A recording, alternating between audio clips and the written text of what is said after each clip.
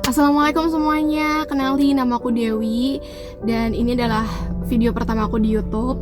Di sini aku pengen berbagi cerita dan juga pengalaman ke kalian tentang my pregnancy program. Jadi di sini umur aku 22 tahun dan umur suami aku memasuki umur 30 tahun, lebih tepatnya ke 31. Jadi aku dan suamiku selisih 9 tahun kurang lebih. Kami berdua nikah udah 9 bulan tepatnya, pada saat tanggal 18 Agustus 2020 kami menikah. Dan sampai saat ini qadarullah belum dikasih rezeki anak. Bulan-bulan pertama tuh kayak aku masih santai, maksudnya kayak ya udahlah belum rezekinya. Terus kadang mikir juga mungkin aku juga masih belum siap, maksudnya dalam artian aku masih kuliah, jadi mungkin Tuhan pengen aku untuk selesai kuliah dulu terus baru hamil. Tapi ternyata sampai sekarang pun aku masih belum ngerasain tanda-tanda itu gitu. Dan aku dan suami berusaha untuk berikhtiar untuk konsultasi ke obgyn. Waktu itu tuh sekitar tanggal 19 Maret kalau nggak salah ya, tanggal 19 Maret aku minta izin suami aku untuk konsultasi ke salah satu obgyn terbaik di Jogja. Jadi kalau misalnya kalian cari nih salah satu obgyn terbaik dan terbagus di Jogja, itu pasti ada keluar nama dokter itu. Awalnya aku excited ya, maksudnya kayak aku baru pertama kali kan check up fertility, dan aku tuh berharapnya hasilnya bakal positif, terus bakal gak ada kelainan apapun. Dan aku waktu itu udah bikin appointment dulu via chat.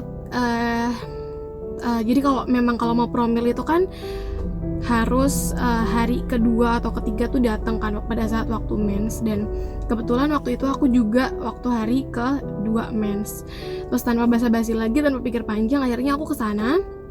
Waktu itu aku datang sendiri kan, karena suami aku waktu itu emang lagi kerja dan bener-bener waktu itu nggak bisa izin. Terus aku pikir juga nggak apa-apa deh, karena kan aku pikir itu kayak check up biasa gitu kan.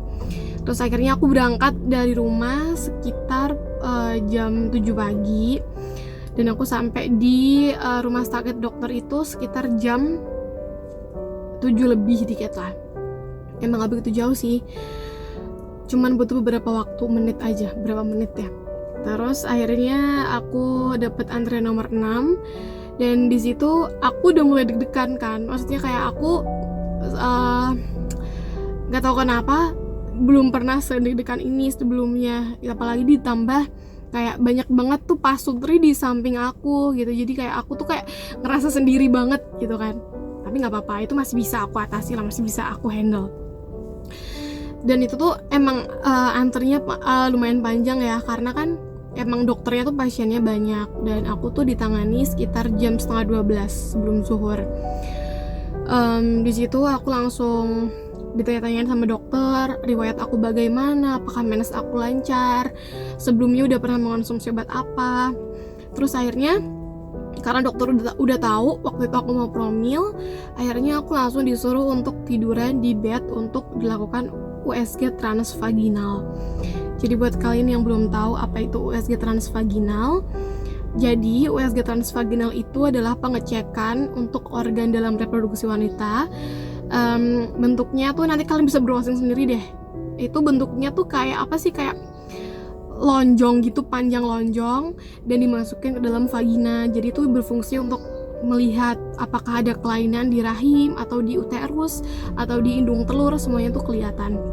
Oh ya, sebelum itu aku disuruh untuk buang air kecil dulu supaya pantulan gelombang elektro dari si USG ini bisa terpancar dan kelihatan apakah ada permasalahan atau enggak di rahim aku.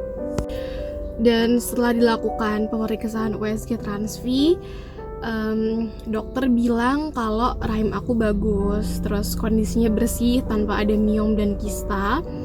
Terus ukuran sel telur pada saat menstruasi kan masih kecil-kecil kan, jadinya dokter bilang that's normal. Dan aku merasa sedikit lega karena dokter udah memberi penjelasan seperti itu.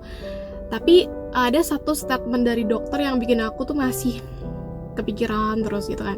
Dokter bilang bahwa ibu, kita nggak bisa memastikan apakah sel telur ini sehat atau enggak karena sekarang belum terdeteksi karena memang masih mens. Nanti ibu appointment lagi hari ke-14 setelah mens, kesini lagi kita cek telur. Nah di situ bisa kelihatan itu mateng atau enggak. Waktu dokter bilang gitu, aku langsung kayak oke dok gitu kan. Aku langsung kayak ya udah prosedurnya begitu, ya udah aku bakal ikutin gitu. Terus akhirnya udah selesai. Akhirnya dokter ngeresepin aku semacam vitamin dan suplemen gitu kayak persiapan kehamilan kayak asam folat, terus vitamin-vitamin lainnya. Kalau nggak salah tuh namanya Ovacare waktu itu. Dan untuk rincian biayanya 1 kali konsul ke Obgyn plus obat plus USG memakan biaya sekitar 500 lebih, tapi nggak nyampe 1 juta. Dan buat kalian yang pengen promil juga, siapin budget ya sekitar 1 juta sampai sekitar 700 sampai 1 juta lah, siapin itu gitu. Dan selanjutnya aku waktu itu udah selesai pemeriksaan, aku telepon suami aku ngabarin bahwa hasilnya baik-baik aja, alhamdulillah, dan aku pulang. Aku sampai di rumah, aku bener-bener nerapin pola hidup sehat banget karena waktu itu dokter juga bilang untuk menunjang keberhasilan program hamil harus diimbangi dengan olahraga yang cukup, makan buah dan sayur, dan juga makan makanan yang berserat tinggi dan juga bergizi. Dan jangan lupa harus dihindari juga nih, nggak boleh makan junk food, makanan yang mengandung banyak micin, terus olahan tepung, terus daging merah kayak steak yang nggak mateng atau yang setengah mateng itu bener-bener harus dihindari banget sih. Karena kan takutnya ada tokso kan di situ. Dan aku bener-bener ngikutin banget apa saran dokter.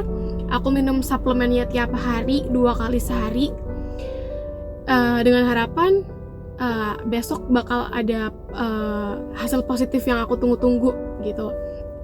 Dan pada saat akhirnya hari ke-14 itu aku datang lagi ke dokter malam sekitar jam 10 ya, jam 10 itu baru selesai ditangani. Waktu itu aku ditemenin sama suami aku, dan itu kembali lagi deg-degan lagi. Aku berkali-kali ngomong sama suami aku, gimana ya kalau hasilnya ada apa-apa gitu. Dan alhamdulillah tuh suami aku adalah tipe orang yang selalu menenangkan dan gak ikut panik. Jadi cukup aku yang panik. Suami aku selalu bilang gak apa-apa, gak bakal ada apa-apa gitu. Dia selalu nguatin aku, selalu memberikan energi positif. Dan tibalah saatnya nih aku diperiksa lagi kan. Aku udah deg-degan banget. Ini jauh lebih deg-degan daripada kemarin, karena ini bener-bener kayak the result gitulah. Terus aku dipanggil, aku seperti biasa disuruh berbaring lagi, USG transfi lagi yang rasanya tuh nyut-nyutan banget, tapi gak apa-apa. Terus dokter mencari-cari nih di mana sel telur aku kan. Aku udah diem, aku mencoba relax, aku berusaha tenang. Dan akhirnya dokter bilang, ini nggak mateng. Terus kayak, ngerti nggak rasanya tuh kayak, aku nggak bakal ngira kalau dokter bakal bilang kayak gitu, karena selama ini mens aku lancar, nggak pernah telat. Terus aku juga nggak ada sign yang kayak, nggak ada tanda-tanda untuk ada keanehan dalam sistem reproduksi aku. Tapi ternyata dokter mengeluarkan statement itu, dan aku kayak, aku nggak tahu, aku kayak bingung aja gitu, sedih. Terus tapi dokter berusaha menguatkan aku di situ kan. Terus akhirnya dokter menjelaskan di meja kan. Akhirnya suami aku tanya lagi, dok, ini belum matang atau tidak matang? Suami aku menekankan lagi pertanyaan itu ke dokter, dan dokter tetap bilang dengan jawaban yang sama, ini tidak matang. Jadi menurut aku kenapa dokter bilang seperti itu, karena ya memang berdasarkan hasil USG transfi telur aku nggak matang. Karena kan aku orang awam ya, jadi dokter menjelaskan gini, kalau mau hamil itu harus ada sel telur yang matang dan ukurannya harus bagus. Nah pada saat itu dokter bilang kalau ukuran telur aku hanya 0,7 mili, sedangkan telur yang yang bagus untuk dibuahi itu yang berukuran 1,5 sampai 2 cm. Mohon maaf ya kalau aku salah, dikoreksi itu. Dan aku tuh bener-bener shock banget. Dan aku kan sebelum trying to co-conceive, kayak aku berusaha untuk googling dulu apa sih macam-macam penyakit infertilitas pada wanita.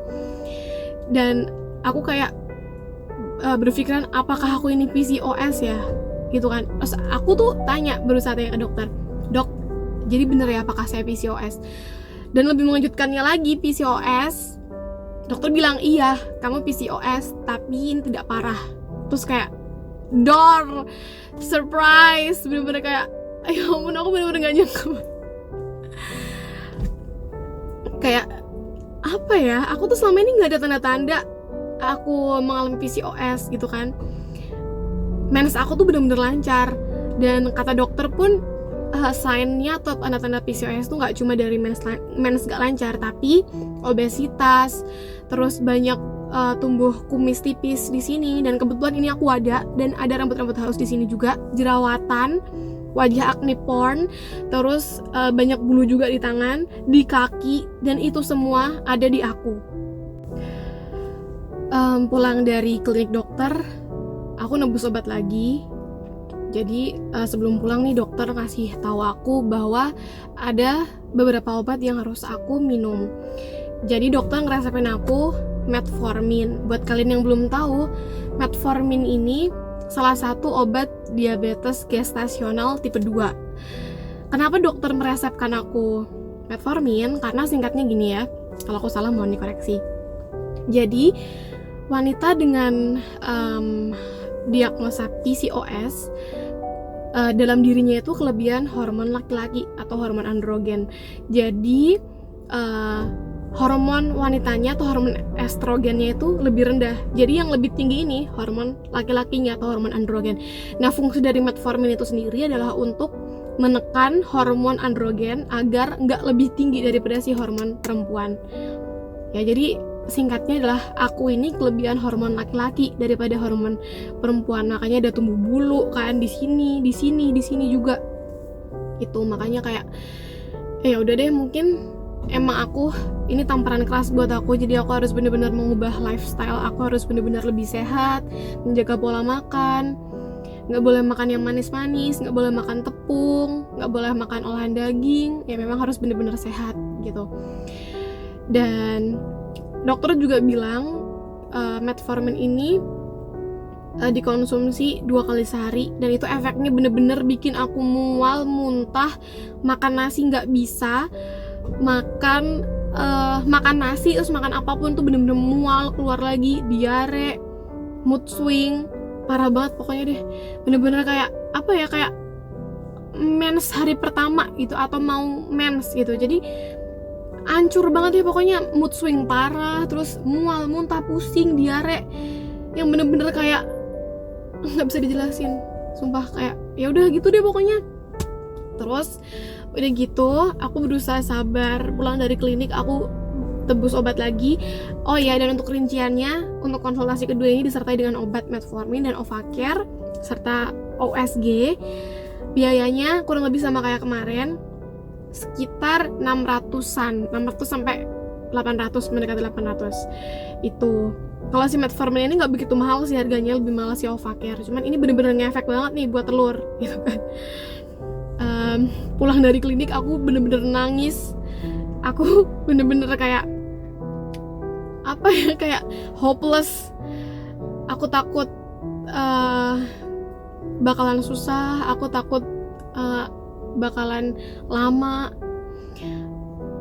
Aku takut juga orang-orang di sekitarku tidak bisa menerima aku, terus aku di underestimate. Aku nggak mau kayak gitu. Aku bener-bener nangis di mobil, aku nangis. Tapi suami aku lagi-lagi selalu menenangkan aku, selalu memberikan aku support, selalu intinya menenangkan aku. Dia selalu bilang it's okay, it's fine. Ya itulah. Ya ini namanya baru berjuang bareng tuh, bener-bener ini ya. Jadi aku ngerasa kayak ya udah, Tuhan memberikan aku ini, ya ya aku harus bisa menerima. Oh iya, sebenarnya PCOS itu bukan penyakit ya guys. Jadi dia itu adalah polycystic ovarian syndrome. Jadi dia kayak kelainan hormon atau imbalance hormon. Nah, itu yang bikin perempuan yang punya PCOS itu sulit berovulasi karena kelebihan hormon atau ketidakseimbangan hormon tadi. Sebenarnya PCOS ini bukan penyakit, dokter juga nggak tahu ini sebabnya karena apa. Ini juga bukan disebabkan karena aku mengonsumsi makanan tertentu atau karena kenapa enggak, tapi memang udah dari sananya gitu. Jadi ya si PCOS ini nggak bisa disembuhkan, tapi dia bisa dikontrol gitu dengan cara olahraga, pengobatan obat atau injeksi seperti itu. Jadi doain aku ya guys, semoga bisa segera membuahkan hasil gitu. Dan tibalah saatnya untuk hari ke-14 aku datang lagi ke klinik dokter tersebut untuk cek telur lagi. Itu aku deg-degan lagi, nangis-nangis lagi, drama-drama lagi sama suami aku, but that's okay. Dan aku datang tuh jam 7 ya, jam setengah 8 kalau nggak salah. Terus di tangan itu jam 10, tuh lumayan cepet. Dan aku langsung disuruh berbaring lagi, tiduran lagi di USG Transfi lagi. Dan dokter bilang, kita coba cek telur dulu ya Bu, dokter bilang gitu. Terus aku tiduran lagi, terus akhirnya dokter lumayan lama tuh, nge-USG tuh lama banget gitu kan. Aku udah deg-degan lagi nih, apa lagi nih gitu. Karena aku sebagai orang awam ngelihat di layar monitor tuh kayak ada benjolan-benjolan kecil gitu di hasil USG. Terus kan aku nggak tahu kan. Terus kayak aku mikir apa lagi nih gitu kan. Terus akhirnya dokter bilang ini masih kecil gitu. Terus aku kayak ya udah deh, mau gimana lagi kan, mau nangis juga nggak ada gunanya. Terus akhirnya aku diem. Terus tiba-tiba dokter nyeletuk lagi gini, oh bentar, ini folikelnya udah pecah gitu. Terus kayak aku alhamdulillah gitu kan, aku kayak rasanya udah seneng banget. Akhirnya ada harapan lagi setelah kemarin dijatuhin gitu kan. Terus dokter ngejelasin bahwa dalam siklus haid wanita itu, setelah haid pasti akan ada sel telur yang matang. Nah, perjalanan sel telur matang sampai dia pecah itu namanya ovulasi. Nah, ternyata setelah aku dicek itu kan aku udah berhasil ovulasi. Itu artinya bahwa telur aku sudah matang dan pecah gitu. Dan ada ibaratnya tuh ada chance untuk aku pregnant. Tapi kita nggak tahu kan, kembali lagi itu kuasa Allah. Dan dokter bilang kalau misalnya ini mens, aku disuruh balik lagi hari ke-10 atau 11. Tapi kalau misalnya aku hamil, aku direkomendasikan untuk tes pack tanggal 7 Mei. Ya, tanggal 7 Mei. Dan aku pada saat tanggal 6 itu aku udah bener-bener excited banget. Aku beli tes pack 3 sekaligus untuk ngecek besok paginya. Pas sampai rumah nih, aku udah happy banget. Aku udah nggak ngerasain gejala-gejala mau mens, entah itu karena sugesti atau apa. Tapi yang jelas aku bener-bener nggak ngerasain. Dan waktu sampai rumah, surprise lagi ya, aku nge-flag. Jadi aku ada semacam kayak bleeding gitu. Aku udah pesimis banget. Aku udah mikir, oh ini pasti mau mens. Tapi suami aku lagi-lagi dia optimis, masih coba tunggu dulu, siapa tahu dia nge-flag. Karena kan ibu hamil juga pasti dia ada flag, tanda-tanda implantasi gitu kan. Tapi aku berpikir ini tuh udah pasti mens gitu. Karena ya apa ya, mungkin karena feeling wanita tuh kuat ya. Jadi kayak ya udah deh, pesimis kali ini gagal lagi. Tapi ya udah nggak apa-apa, aku tunggu sampai besok paginya. Ternyata emang benar bleeding, darah yang keluar. Tetap harus semangat lagi. Dan akhirnya aku itu bener-bener kayak yang fase terparah sih. Aku berkali-kali nangis, aku berkali-kali minta maaf sama suami aku. Aku berkali-kali bilang maaf. Aku nangis hari semalam, telepon orang tua aku nangis. Karena menurut aku it's not easy. Jadi ini bukan perkara yang mudah. Karena aku tuh orangnya gampang rapuh, aku orangnya gampang nangis. Ada apa-apa dikit maaf, ada apa-apa dikit nangis. So yeah, it's me. Apalagi karena pengaruh obat juga kan, jadi makanya kayak ya mood swing parah. Dan setelah kejadian itu suami aku tuh menghibur aku banget. Dia ngajakin aku ke mall, kita jalan-jalan seharian, kita nonton. Ya pokoknya gimana caranya deh biar mood aku tuh baik, dan aku harus bisa move on, aku harus bisa gak sedih lagi karena life must go on. Ya kita harus berjuang lagi sama-sama gitu. Dan hari Sabtunya itu kan aku masih nangis tuh, masih drama gitu deh, masih nangis, masih bad mood, masih kepikiran terus. Dan aku sama suamiku kan emang setiap Sabtu tuh kan rajin bersihin rumah bareng gitu kan. Dan siangnya tuh kan aku nyuci baju tuh sambil nangis. Bayangin, aku nyuci baju sambil nangis sambil gitu. Nggak lucu, tapi emang kenyataannya begitu gitu kan. Terus suami aku itu posisinya waktunya masih tidur dan aku baru selesai cuci. Terus aku seperti biasa nge-scroll googling lagi. Aku ngeliat beberapa forum try to conceive, beberapa forum tentang IVF. Terus kok banyak yang ngebahas tentang morula IVF gitu kan. Sebenarnya aku udah tahu sih dari lama tentang morula itu, cuman kayak aku belum terlalu concern untuk pregnancy program. Jadi aku kayak coba ke klinik dokter biasa dulu. Terus akhirnya aku coba cari informasi tentang morula IVF itu, dan akhirnya aku coba chat ke admin bagaimana prosedurnya, syaratnya apa aja gitu kan. Karena morula ini emang klinik khusus untuk program gitu, jadi nggak campur sama bumil, dan mungkin mekanismenya bakalan beda sama klinik biasa.